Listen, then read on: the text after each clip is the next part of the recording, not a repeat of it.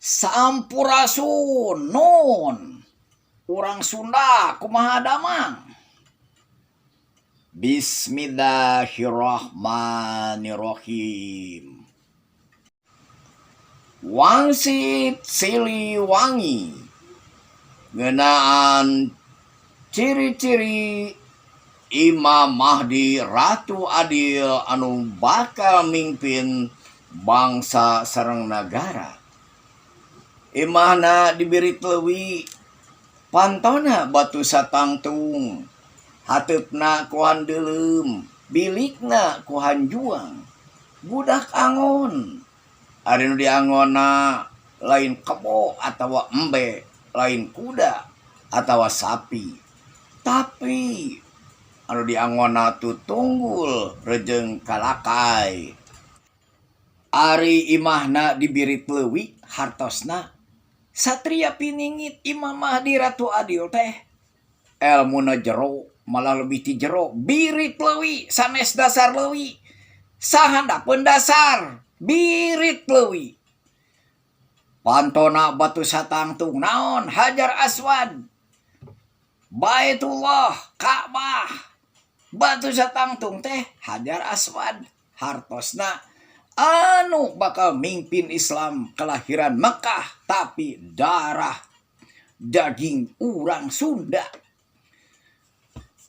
darah daging karuhun Sunda, darah daging pamimpin Sunda. Sunda bakal manggung deui. Cirina hateupna ku handeulem, bilikna ku hanjuang, hartina bakal nuluikeun perjuangan karuhun.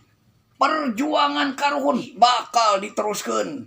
Nu diteundeun di handeulem sieum bakal disamper, nu ditunda di hanjuang siang bakal diteang, dituluykeun ku Ratu Adil Imam Mahdi urang Sunda saur Eyang Siliwangi. Budak angon hartina ngangon umat, ngangon masyarakat, ngangon bangsa, tur nagara, nasional, internasional, ngangon umum, ngangon masyarakat. Aru diangona tutunggul rejeng kalakai. Tutunggul teh nyaeta ahli waris perjuangan, ahli waris sejarah.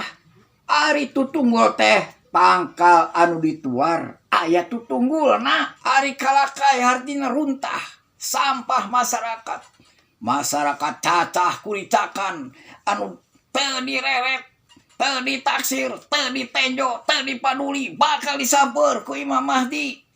Sampah-sampah masyarakat bakal disamper, bakal dibelaan ku Sang Ratu Adil Imam Mahdi urang Sunda.